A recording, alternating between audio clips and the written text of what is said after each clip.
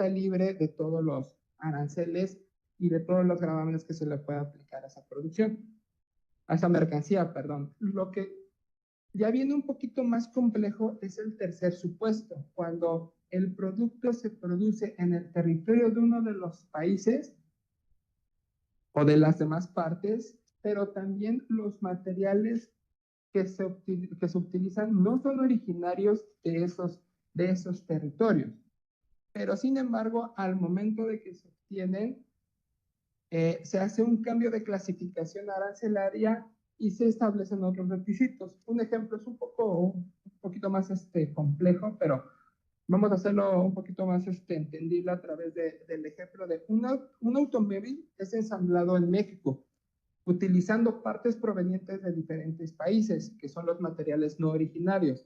Para que este automóvil sea considerado originario de México, bajo el acuerdo comercial de TECMEC, el proceso de ensamblaje debe generar un cambio de clasificación arancelaria. Por ejemplo, de partes individuales, se deben de, una vez que se hace se obtienen todas las partes y se hace el complemento del vehículo, la clasificación arancelaria como tal ya no es de que si es un faro, que si es el chasis, nada, ya se forma en un solo producto que es el automóvil. Entonces, al momento de que de todos los componentes se genera una sola mercancía, pero esa mercancía se puede clasificar en otro apartado, se entiende como producto originario. Ya en la práctica es un poco más difícil porque no estamos hablando de mercancías como automóviles y todo eso, porque lo complejo viene cuando se tratan de cuestiones como aviones. Aviones es súper complejo determinarlo como una regla de origen porque las alas vienen de Asia, ¿no? Los motores vienen de Japón. Los asientos vienen de Suiza. Entonces, es súper dificilísimo llevarlo como una mercancía originaria. Entonces, como a partir de estas tres reglas es como se comienzan a establecer los juegos para que los tratados de libre comercio y sus mercancías y servicios queden libres de todos los aranceles, aunque como lo señalaba con anterioridad, hoy en día Estados Unidos ha estado interponiendo fuera de los tratados comerciales internacionales a través de la famosísima regla 232 o a través de políticas referentes con la migración, que un poquito adelante lo vamos a ver. Respecto de este tema, ¿tienen alguna duda? De todos modos, todo el material se los voy a dejar, ¿eh? Adelante. Adelante, Carlos.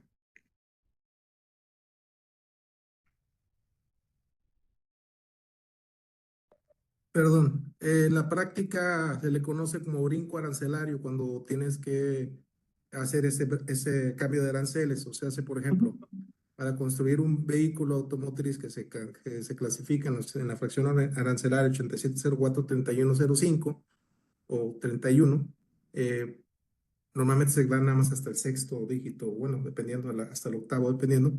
Se te va a dar un contenido regional. ¿Sabes qué? Puedes utilizar hasta 60% de estas. Sin embargo, hay reglas de origen específicas. Recuerdo que en aquellos años, cuando yo me dedicaba a esto, por ejemplo, teníamos con el NAFTA una regla específica respecto a los monitores de los monitores de las computadoras. En aquel tiempo eran monitores cuadrados que decían, todo puedes tener el porcentaje completo de todo puede ser extranjero, inclusive, menos bueno, todo tiene que ser regional, decía más bien, todo tiene que ser regional, menos el cátodo. Entonces, nunca vas a poder cumplir con esa regla de origen porque no había una fábrica de cátodos, o sea, que hicieran el tubo de rayo catódico en ninguna parte de la región. O sea, entonces, todos los monitores en forma automática quedan excluidas con esa regla específica. Es un comentario nada más.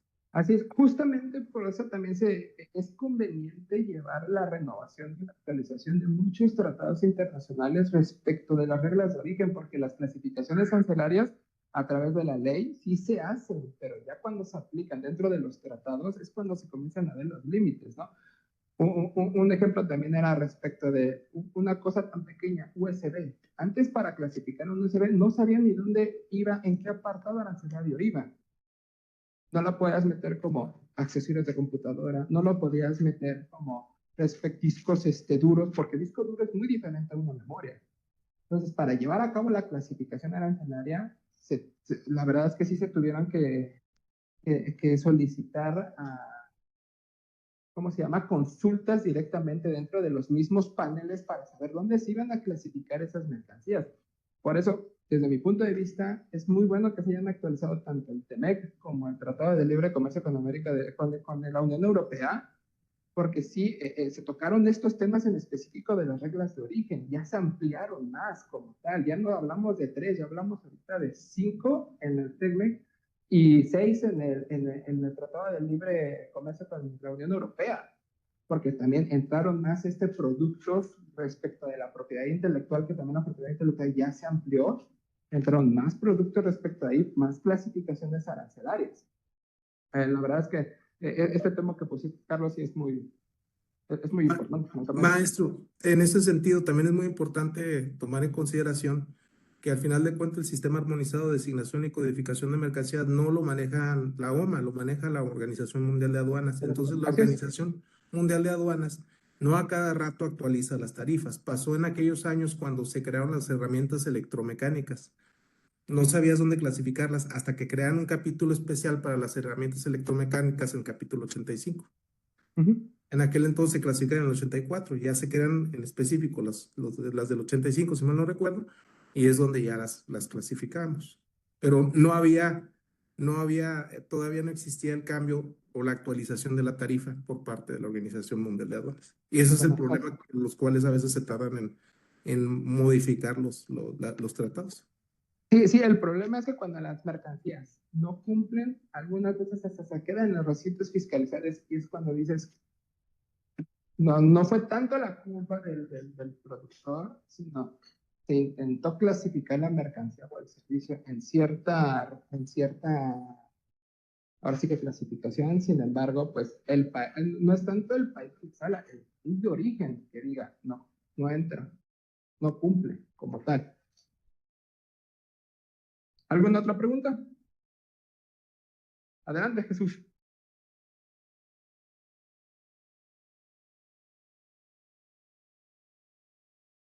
No se escucha.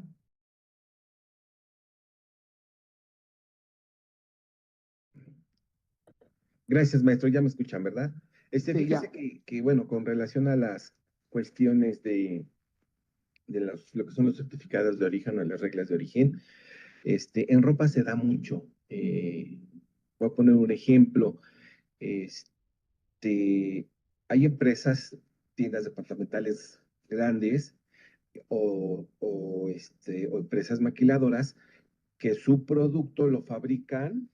Estoy hablando, por ejemplo, de la mezclilla. Aquí en Puebla, la mezclilla es de muy buena calidad.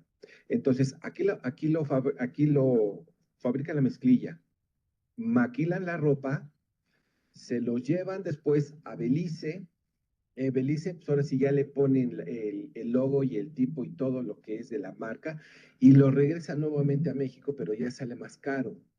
Entonces, sería una práctica desleal este tipo de cuestiones, maestro. Esa es la duda que yo tengo, porque pues ahora yo sí que por ahí, mis años mozos, pues sí trabajé en una tienda departamental grande y los proveedores no se decían, no, pues es que aquí nos sale más barato fabricar la mezclilla, inclusive aquí en Puebla lo hacemos.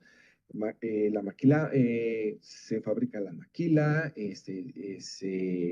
se maquila el producto, ya lo llevamos a Belice y de Belice ya no lo llevamos aquí, pero pues ya nos viene con todo lo que es su certificado, reglas de origen y todo.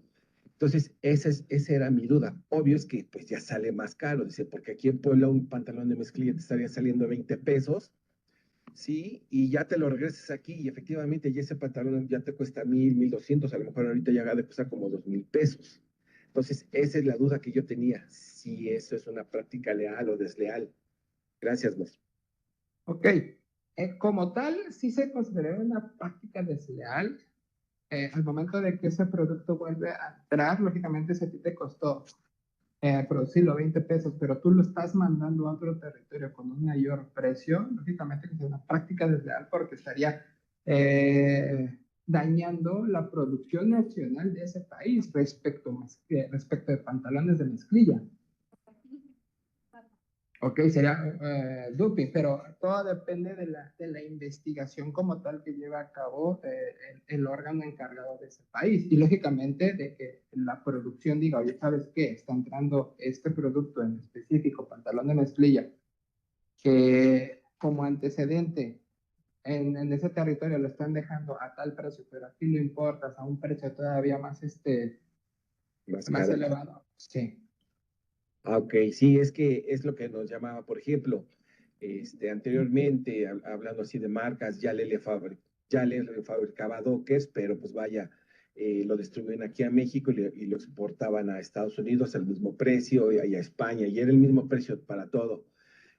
Otras maquilas, por ejemplo, ya después ya le dejó de ser proveedor de Dockers y ya Dockers lo fabrica como tal, y obvio es que el precio ya subió. Otra de las marcas, por ejemplo, también era Claiborne en aquel entonces, lo trabajaba otra tienda departamental, pero igual por una práctica desleal lo sacan de Liverpool, pero ya después, ¿cómo se llama? ¿Cómo se llama?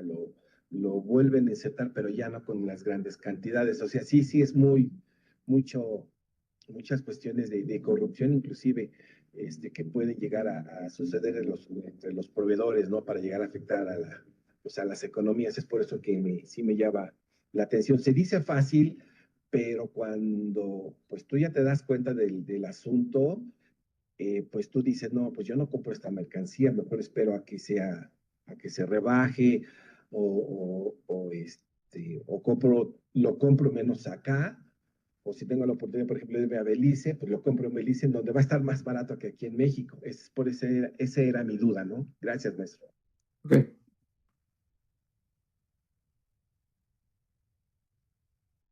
Muy bien, a grandes rasgos, porque si nos metemos un poquito más específico a cada uno de los temas que maneja la ley de comercio exterior, 2 horas no nos darían, francamente, porque son temas muy amplios. Tanto la ley de comercio exterior como el reglamento, pues regulan este tipo de actividades, pues para que nuestro país pueda entrar a este juego del comercio exterior y pues se puedan celebrar todos los tratados internacionales en materia de comercio que tenemos. ¿Ok? Respecto de todo este tema de ley de comercio exterior, su reglamento como tal ya regula en específico los procedimientos que les dije de prácticas legales, el dumping, las subvenciones, las cuotas compensatorias. ¿Cómo se llevan a cabo los procedimientos? ¿Cuándo se tienen que presentar los escritos? ¿Cómo se realizan las investigaciones?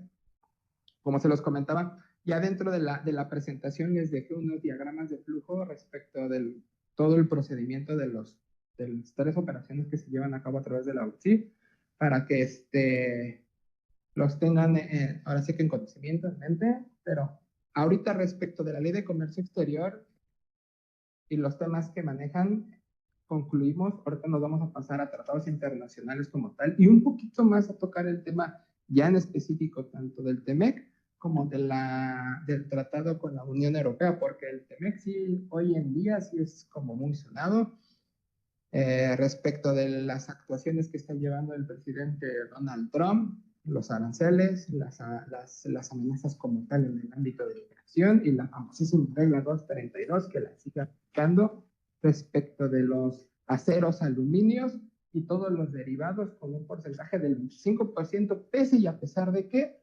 esos aranceles están exentos con el Tratado de Libre Comercio. ¿Okay? ¿No tienen ninguna pregunta para pasar al tema de los tratados internacionales en materia de comercio exterior?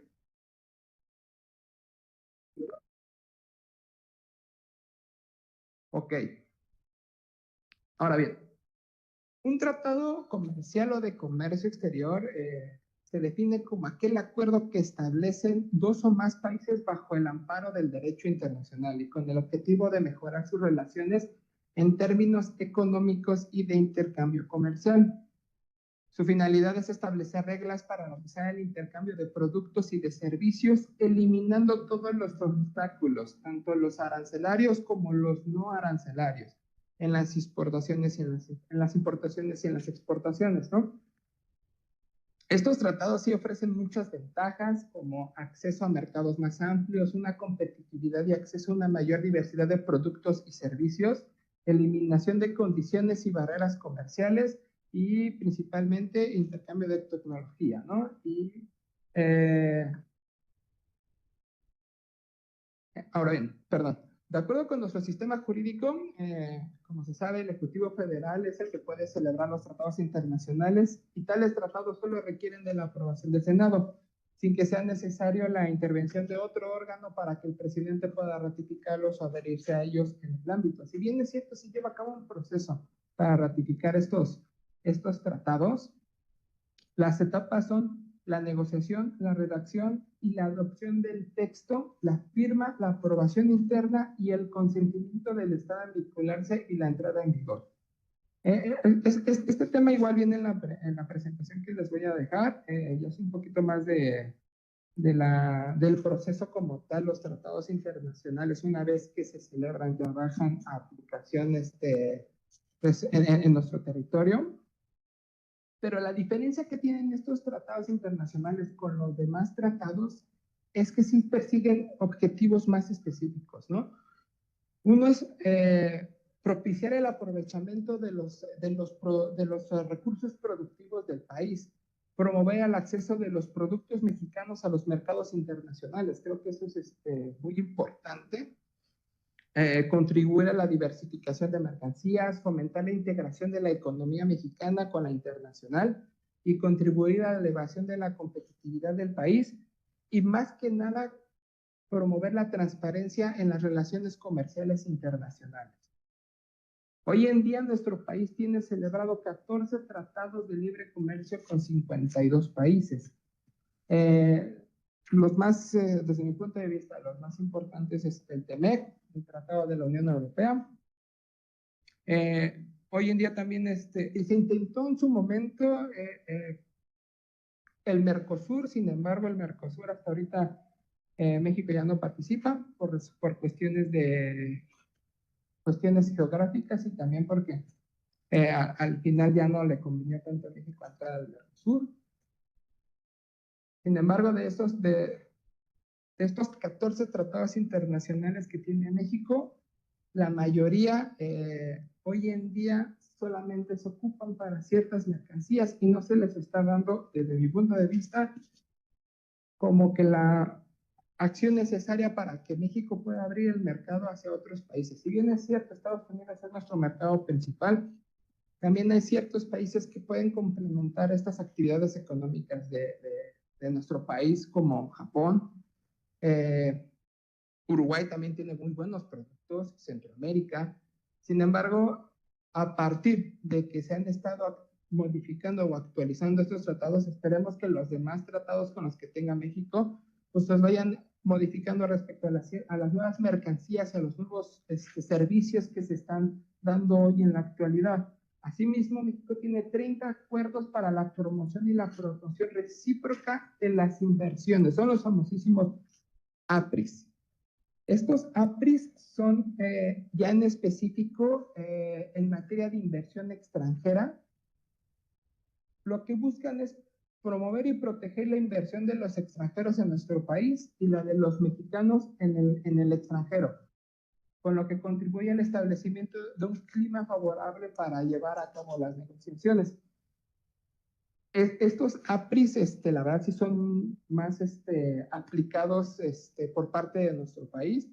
Sin embargo, también tenemos muchos asuntos de solución de controversias en los cuales, lamentablemente, nuestro país, por acciones políticas, ha tenido que pagar unas sumas exorbitantes respecto de estos asuntos, francamente. Ahí si tienen un tiempo, búsquense el asunto de Zimapán, de Hidalgo. presidente municipal de Hidalgo se le hizo fácil cerrar una empresa de residuos tóxicos a través de una campaña electoral. El problema que el simplemente cerrar esa inversión sin alguna justificación provocó todo un procedimiento que a México le costó millones de pesos, francamente. Ahí si tienen tiempo, busquen qué es el de Zimapán. Ahora bien, respecto del Tratado de Libre Comercio con la Unión Europea, la renovación de este nuevo tratado lo que busca principalmente es eliminar todas las restricciones en los sectores claves como el agroalimentario, los servicios y las licitaciones públicas, además de incorporar normativas sobre comercio digital y protección de datos, que es lo que hoy en día está ahora sí que purulando más en el comercio internacional, ¿no?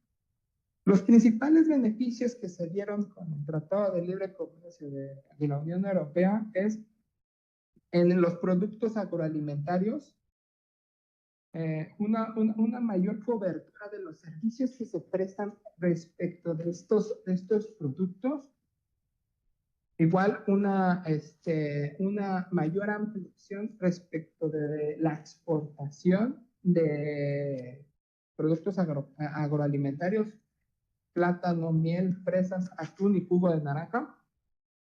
Asimismo, hay una mayor protección, como se los estaba comentando, de las inversiones de las economías participantes a través de la implementación de nuevos mecanismos para la solución de controversia entre inversionistas y estados. Ya no son tan pesados los procedimientos inversionista-estado. La verdad es que antes eran un poco más complejos, se llevaban mucho tiempo en resolver un asunto. Ahorita ya lo que se está tratando con el nuevo Tratado de la Unión Europea es que sean un poco más laxos, un poco más rápidos, francamente.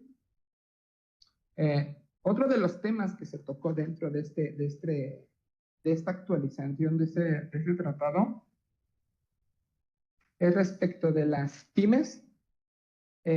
Lo que pretende la Unión Europea es que las pymes tengan una mayor participación en el comercio internacional. Estaban un poquito más rezagadas, se abre una nueva sección respecto de capítulos de pymes y la intervención que van a tener respecto de todos los actos comerciales que se lleven a cabo tanto con México como en la Unión Europea. Un mayor desarrollo sustentable, se crea un nuevo capítulo donde se busca producir una eficiencia de los recursos, dando una mayor protección a la biodiversidad, un capítulo anticorrupción y un capítulo de comercio digital. Desde mi perspectiva era necesario que se llevara a cabo la actualización de este tratado. Estaba un poco obsoleto en ciertos temas, se actualizaron los que se tenían que actualizar conforme ha avanzado el comercio internacional. Y es lo que se espera que se sigan haciendo con los demás tratados internacionales que tiene celebrados México, para que esta gama de productos y servicios se comiencen a actualizar y amplificar, ¿no?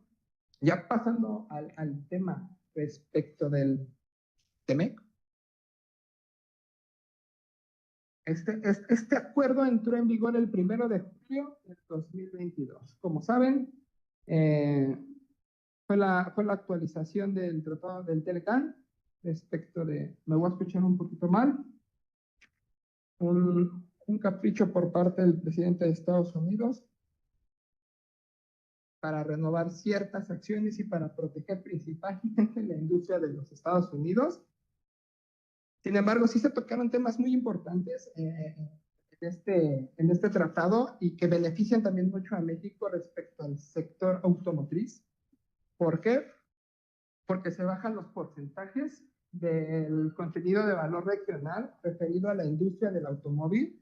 Anteriormente en el TLCAN se establecía un 62% de todas las piezas que componían un automóvil. Hoy en día se subió al 75% para ahora sí que fortalecer la capacidad de la fabricación de los países y aumentar la fuerza de trabajo en la industria automotriz, que en nuestro país es una de las principales ramas que exporta e importa ahora sí que nuestro país, disculpa.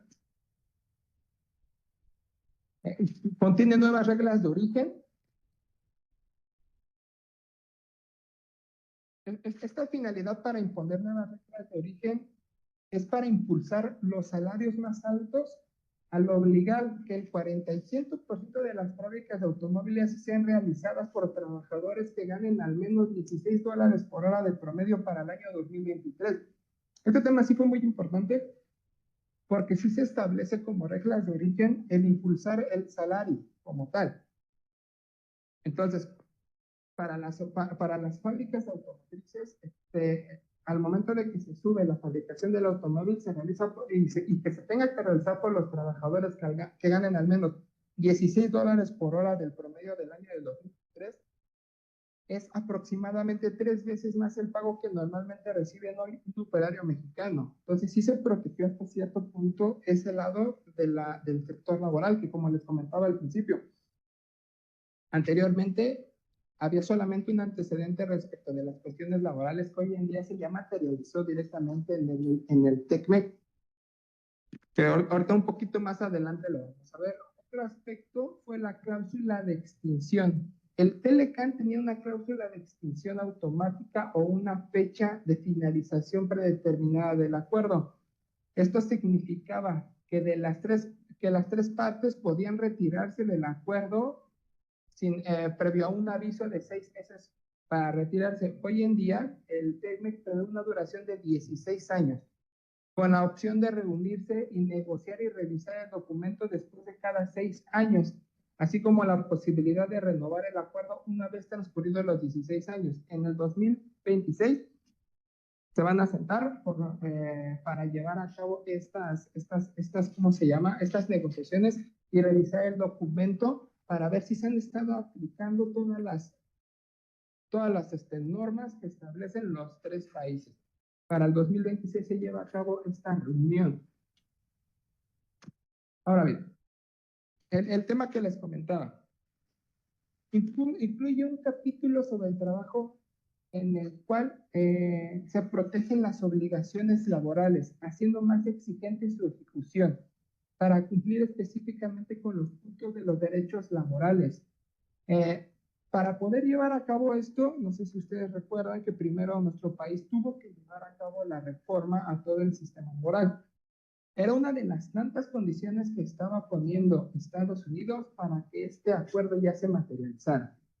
Si se dan cuenta, la reforma laboral a cierto punto fue bastante rápida y buena, lo debo de reconocer.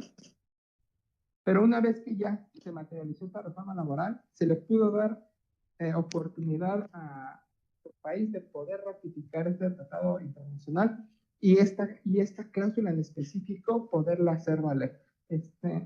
Adelante, Carlos.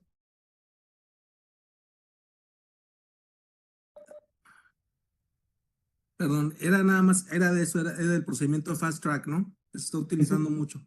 Exacto. Pero también le quería comentar algo, no sé cómo lo podríamos catalogar, el ALADI. El ALADI fue previo al Tratado de Libre Comercio. El ALADI no era un tratado comercial, es un acuerdo. En ese no se fija una tasa de desgravación temporalizada, sino nada más se otorga un beneficio sobre la exención de arancel sobre un porcentaje del arancel. Es decir, por ejemplo, si hay un arancel del 10% y digamos con el país tal que es miembro de la LADI, porque son varios países que son miembros de la LADI, se establece un beneficio de la disminución del 50% del arancel, implicaría que el arancel sería del 5%. Casi ya no se usa, pero hay personas que sí todavía lo utilizan, o agentes aduanales que en ocasiones cuando son ciertas mercancías que a veces no hay tratado comercial con ese país, o simplemente pues se obtiene una mejor canonjía, aunque hoy en día hay otros mecanismos Perfecto. como el PROSEC para eso, ¿no? Pero pues en aquel tiempo pues se utilizaba. Gracias, maestro. Sí, exacto, fue como un parteaguas como tal, pero hoy en día la verdad es que ya no se ocupa, la verdad. Ahora, regresando un poquito a este tema de las obligaciones laborales que ya se metieron dentro del TEMEC, se incluyó un nuevo procedimiento que se llama el Mecanismo Laboral de Respuesta Rápida en Instalaciones Específicas. Este procedimiento como tal de solución a controversias también está inmerso en el capítulo 31. Se agregó como tal igual respecto de cuestiones ambientales también se desagregó como anexo al capítulo 30, ¿no? ¿Y cómo procede este mecanismo laboral de respuesta rápida en instalaciones específicas? Es aplicable para los derechos que son contidos en el anexo 23A, es decir, violaciones a los derechos de libertad sindical y negociaciones colectivas en empresas que produzcan bienes o presten servicios que sean objeto de comercio entre los países. Hoy en día, una vez que se aplicó una vez que entró en vigor el TEMEC, México cuenta con 34 procedimientos, de los cuales nada más ahorita están 6 en vigor. Los demás se archivaron y otros más sí cumplieron, sí hubo una violación como tal y se les impuso como tal una multa. Lo que les decía es que no se impone al país, se impone a la rama de la producción como tal, la que está violentando los derechos de la libertad sindical y las negociaciones colectivas. Esto sí fue un parteaguas bastante bueno dentro del Tratado de Libre Comercio y también fue una condición como tal que se le impuso a México para que llevara a cabo una reforma en materia laboral en nuestro país. Muchos dirían, no, pues es que fue algo que ya se esperaba respecto de la materia laboral, no, fue una imposición por parte de Estados Unidos para poder llevar a cabo la ratificación de este tratado, ¿no?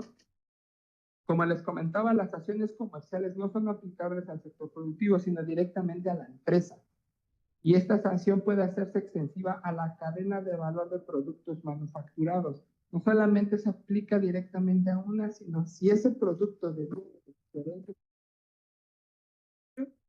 la multa se recorre a todas ellas. La ventaja express se resuelve en 4 meses. Y para iniciarlo, solamente basta que se aplique una denegación de derechos. Yo como Estado parte establezco una denegación de derechos y la carga de la prueba recae en el país demandado. ¿Cómo va el procedimiento? La parte reclamante solicitará a la demandada que se realice su propia investigación sobre presuntas violaciones a la libertad sindical. La parte demandada tendrá 10 días para decidir si lleva a cabo la investigación. Si la parte demandada decide no hacer la investigación, la parte reclamante podrá solicitar un panel arbitral. Si la parte demandada determina que sí existe una denegación de derechos, intentará reparar en un término de 45 días. Si la parte demandada no está de acuerdo con hacer la investigación o si la reclamante no estuvo de acuerdo en reparar los derechos denegados, la reclamante podrá imponer sanciones y la demandada solicitará un panel arbitral. El panel tendrá 30 días para determinar si hubo violaciones, después hacer una verificación, o 30 días después de constitución si no hubo alguna verificación.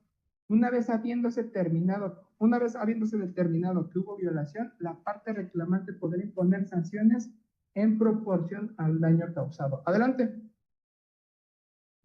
Perdón, maestro, hasta donde recuerdo, aquí les compartí en el chat un link de una empresa aquí en Coahuila que se vio sometida a un procedimiento. La empresa cerró, se llama View Manufacturing. El juez que conoció el asunto de la huelga, es amigo mío, él es el juez de ahí de Piedras Negras que lo conoció y pues le tocó ver todo ese procedimiento. Pero en una de las sanciones que tengo entendido que está en esto del TEMEC es que la empresa, la forma en la que van a presionar a la empresa es que le quitan el estatus de que pueda aplicar aranceles preferenciales en sus exportaciones. En ese sentido, creo que va una de las sanciones, si mal no recuerdo. Gracias.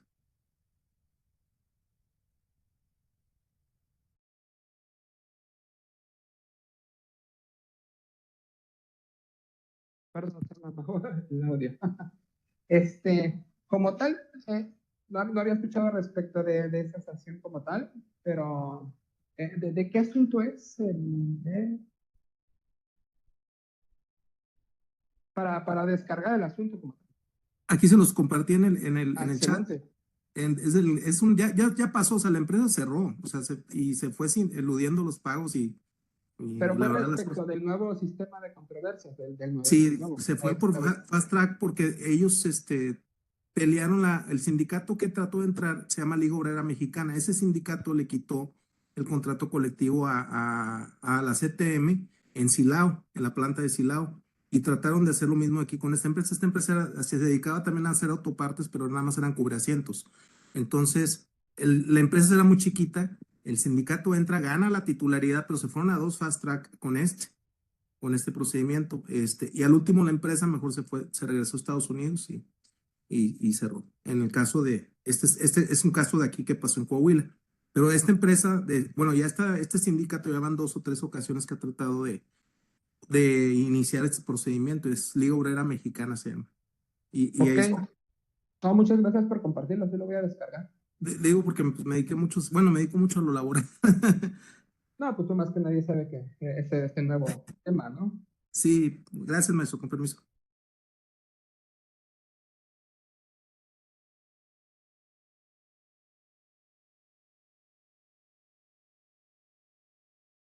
Ahí está.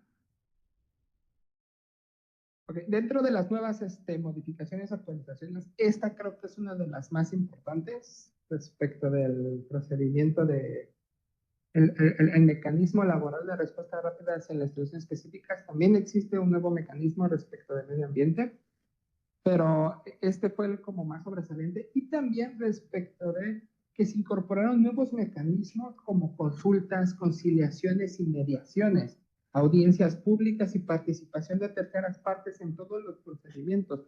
Antes los procedimientos eran un poquito más lineales, ahorita lo que se busca es, lo que se ha buscado en la mayoría de los procedimientos arbitrales es llegar a una solución pacífica y no que no pase tantos años para que se pueda solucionar una cuestión de comercio como tal. Por eso se implementaron estos nuevos mecanismos para que sea un poquito el procedimiento no tan tardado, porque en realidad es que si bien es cierto, manejar plazos y tiempos, y es a través de un arbitraje, que la finalidad del arbitraje es que sea tan rápido, también es cierto que por tratarse de cuestiones, la verdad es que son millonarias, para llevar a cabo las cuantificaciones de los daños, la verdad es que sí se tardan mucho. Yo cuando estaba en la Consultoría de Negociaciones Internacionales y llegaban a este tipo de asuntos, no crean que eran 2, 3 tomos, ¿no? Eran un chorro de tomos, leer todo de daños y perjuicios respecto de las acciones que llevaban los países.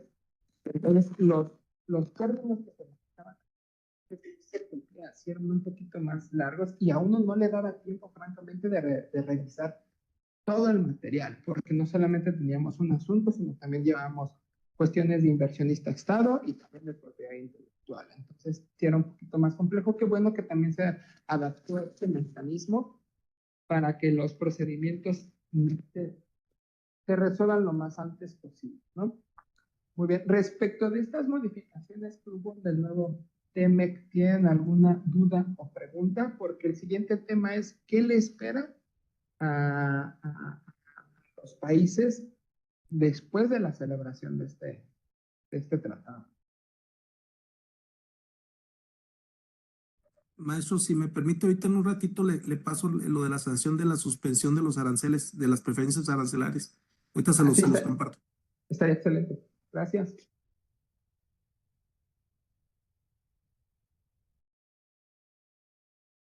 Muy bien. Bueno, se les señalaba, desde el pasado 12 de marzo, Estados Unidos aumentó aranceles al acero, al aluminio y a sus derivados conforme a la sección 232. ¿Qué es la sección 232? Es la ley de expansión comercial. Esto le permite a los Estados Unidos imponer aranceles y restricciones a las importaciones de ciertos bienes y si se determina que amenazan la seguridad nacional, si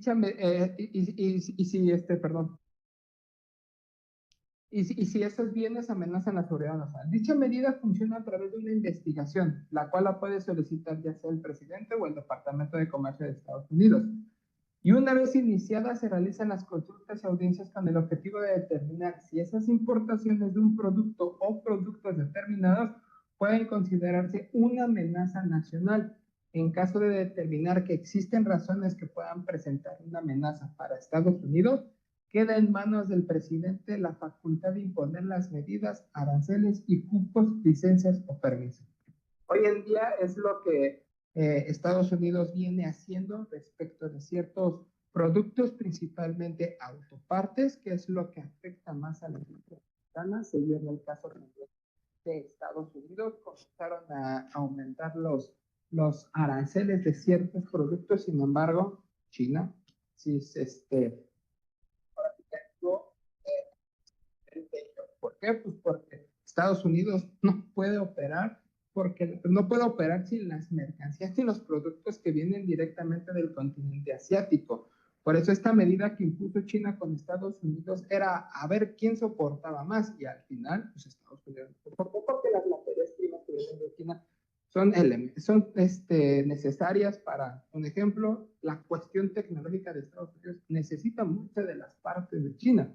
Entonces, al momento de que tú estableces aranceles y él también te establece aranceles sin ningún procedimiento, son los famosísimos, si tú me impones, yo te impongo. Adelante. Perdón, no se escuchó. Perdón, maestro, se conoce como política espejo. Pues exacto, la política espejo. Sí, Sin llegar a ningún procedimiento. Adiós. perdón, eso que comenta usted que incluyeron en el TEMEC fue una copia de nuestro 131 constitucional. O sea, se copiaron mucho de eso para efecto que la presidencia pueda subir aranceles en México. México era uno de los únicos países que podía hacer eso sin autorización del Congreso. La autorización siempre era la Ley de Comercio Exterior. Y ahora pues lo positivaron ellos en el TEMEC, pues obviamente para que pudieran controlar. Ok, gracias.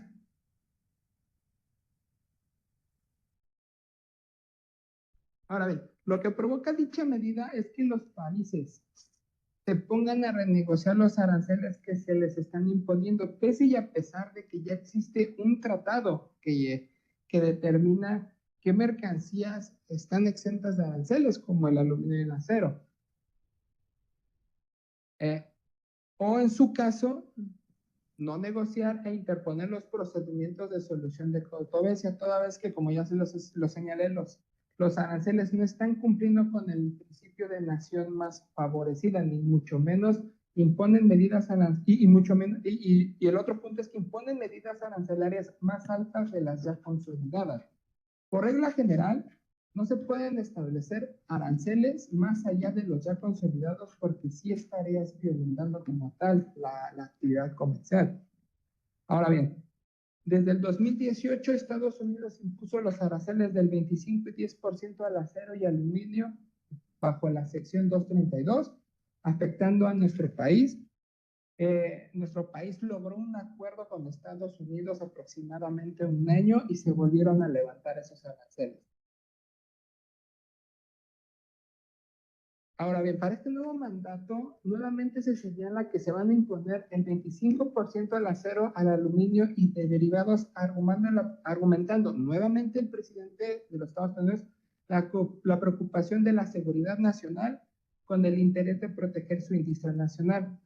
La regla de origen será un tema muy importante porque existirán divisiones más estrictas para determinar si se están cumpliendo con dicha regla, ya que una de las preocupaciones que Estados Unidos, y lo ha dicho el presidente, es saber si esta regla de origen, si dentro de la regla de origen se están incorporando insumos que no son de la región para que estos queden fuera de los procesos productivos, principalmente los productos que vienen de Igual, otro tema que va a afectar mucho a nuestro país es el famosísimo tema cruzado, el tema migratorio, ya que este tema juega un papel crucial para la imposición de medidas arancelarias para nuestro país.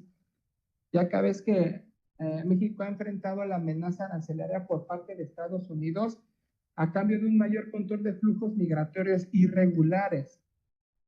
Entonces, lo que le pide Estados Unidos a México es que la gestión de la migración se ha convertido en una herramienta de negociación donde México debe demostrar compromisos para evitar sanciones comerciales. Estos son los temas que hoy en día afectan hasta cierto punto esta negociación. ¿Qué es lo que tiene que hacer México? México tiene que establecer, desde mi punto de vista, un enfoque más agresivo en materia de política exterior. como se los vengo repitiendo, es activar el mecanismo del capítulo 31 del TME, que son las soluciones de controversia. Asimismo, seguir las negociaciones para formar alianzas con otros países, mejorar los tratados y resultados, para diversificar las exportaciones sin depender únicamente de los Estados Unidos. Es un poco difícil, no les voy a decir que no, pero pues México tiene celebrado 14 tratados de libre comercio en los cuales sí puede diversificar diferentes mercancías y servicios y poder ampliar un poquito más el panorama regional, francamente. Asimismo, y esto es también un tema que hasta cierto punto es complejo, pero para el sector privado debe de asegurarse de que sus procesos productivos cumplan con la regla de origen para asegurar que no se les apliquen aranceles adicionales. Si estamos en un panorama ahorita un poquito más, no complejo, un poquito de interés por parte del presidente de los Estados Unidos, porque si bien es cierto, existe un tratado, existen condiciones, intenta justificar los aranceles a través de una regla que es la 232 para imponer aranceles que ya están exentos como tal en ciertas mercancías y productos. Entonces, desde mi punto de vista, esos son los 4 puntos que debería de hacer nuestro país para que el próximo año, al momento de que se sienten los 3 países, se establezcan estas negociaciones y ya no se implemente tanto estas políticas de migración para que condicionen a ciertos productos y mercancías de nuestro país respecto de la imposición de diferentes aranceles. Bueno, hasta aquí termino mi presentación. ¿Alguna pregunta o duda respecto de los temas que se vieron? Tomos el material, se los dejo por igual, con casos tanto de inversionista Estado como de Estado a Estado para que les den una lectura. Ahí vienen prácticamente temas muy buenos en todas las resoluciones. Pero bueno, ¿alguna pregunta, duda, comentario? Si hay alguna duda o comentario, si alguien desea levantar la mano para que se habilite el micrófono.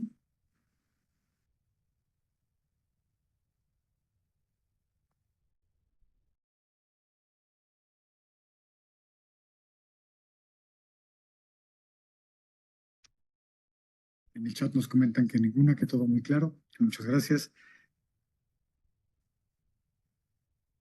Carlos González, tenemos. Adelante, Carlos. Maestro, le voy a buscar y les comparto por chat.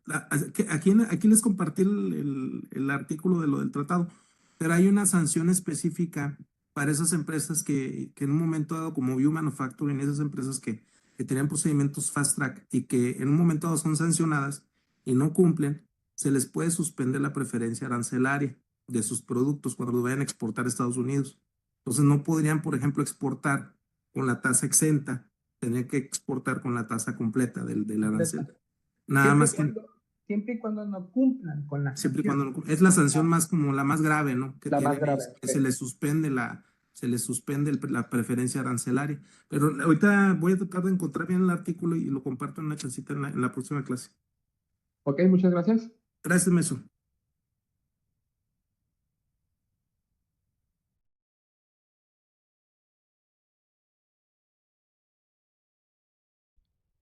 Pues al parecer ya no tenemos dudas o comentarios. José Enrique, adelante, José Enrique.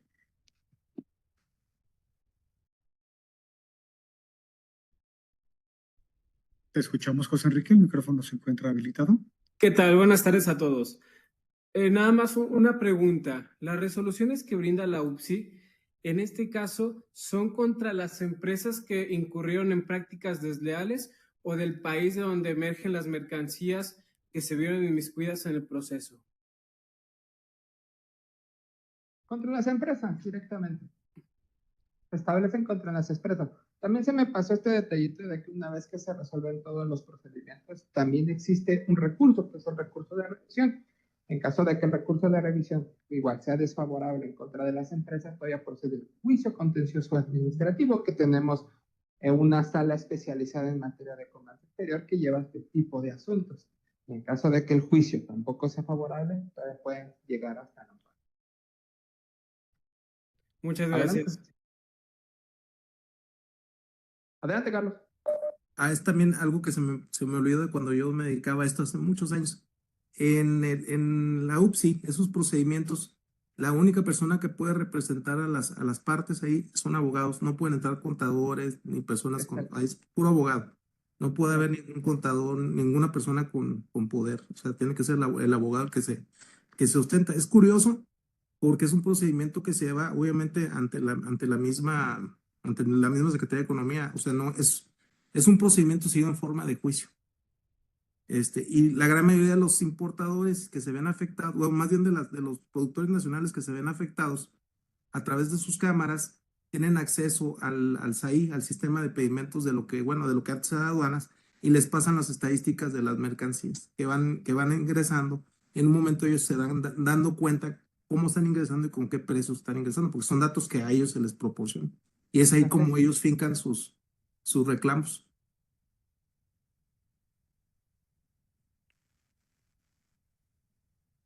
Gracias.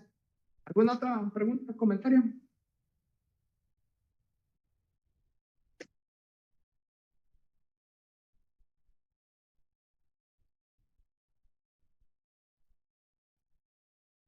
Ok, creo que por el momento no hay comentarios ni preguntas. Bueno, en el chat sí, pero... Sí, por el momento manos levantadas ya no tenemos. no. Rafael Acevedo. Adelante, Rafael. Buenas tardes. Dos preguntas que no quisiera se me quedaran en el tintero sobre algo que ya había comentado el profesor. Una, ¿cuál es el caso de las artesanías en el sentido de las reglas de origen? Esa sería la primera, si están consideradas también dentro y si no, el por qué. Y la otra, comentaban que la UPSI era quien sancionaba. Anteriormente se decía, bueno, como parte de la Secretaría de Economía, pero ¿esto es directamente o tiene que pasar por Congreso? Serían las dos preguntas muy puntuales. Muchas gracias. Ok, respecto de las mercancías de artesanías, como todas las mercancías no tienen un trato especial, siempre y cuando cumplan con las reglas de origen se van a clasificar si son de cierto país o si cumplen con las condiciones para poder ser exenta de aranceles, ¿no? No tienen condiciones especiales como tal, se hace la clasificación, se hacen los estudios y si se dice si son elaboradas, producidas en cierto país, se establece la regla de origen, se hace el pedimento, se hace la clasificación y si no tienen que pagar aranceles, no pagan aranceles. Ahora, respecto de la UPSI, ¿quién se hace la investigación? Y es la misma Secretaría de Economía quien establece la sanción.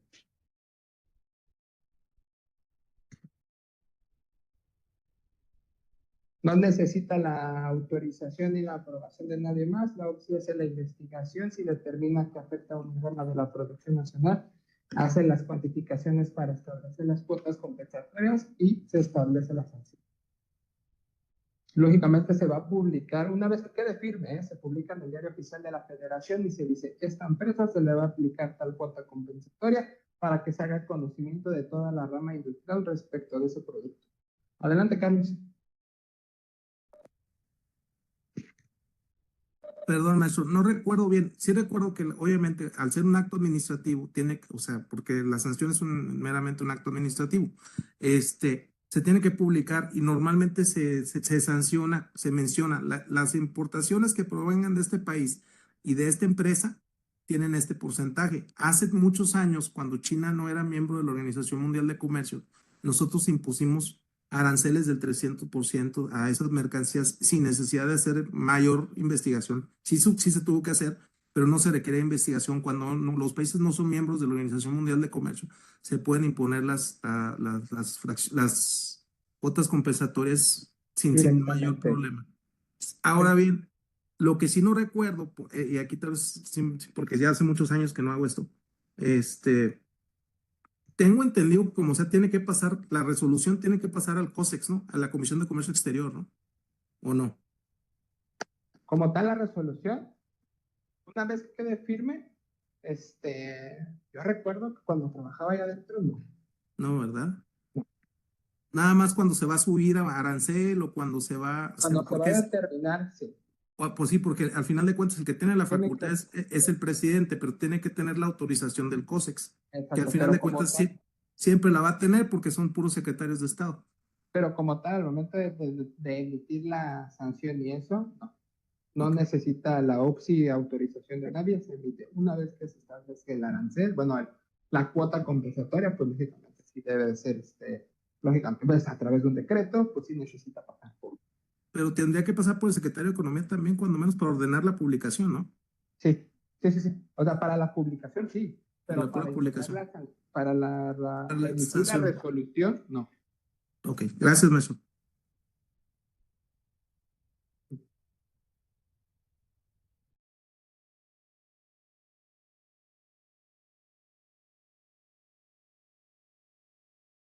Ok, entonces, te espero que haya quedado los temas un poquito claros. La verdad es que en materia de comercio exterior sí es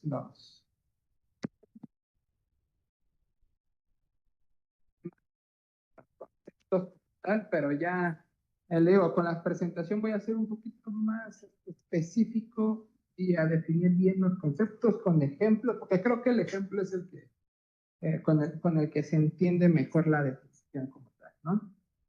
Pero bueno, si no tienen ninguna pregunta, creo que se da por terminada la sesión. Les comparto la presentación junto con los enlaces para que cuando tengan tiempo pues le den una leída a los asuntos. Yo la verdad como experiencia he aprendido más leyendo las resoluciones, que metiendo un poquito a los tratados y eso, las resoluciones prácticamente te lo desmenuzan muy bien. Excelente, pues muchísimas gracias, Isaac, por acompañarnos en esta sesión, por la excelente explicación. Estaremos ansiosos para tener el material y poder compartirlo en el aula virtual con las y los compañeros. También a todas y todos, muchísimas gracias por acompañarnos, por su participación activa en esta sesión y nos vemos, nos saludamos en la próxima clase. Isaac, muchísimas gracias a nombre de la Escuela Federal de Formación Judicial, su directora general, la doctora Josefina Cortés Campos. Muchísimas gracias por acompañarnos y nos vemos la próxima sesión. Excelente tarde para todos. Muchas gracias. Gracias, hasta luego. Gracias, maestro.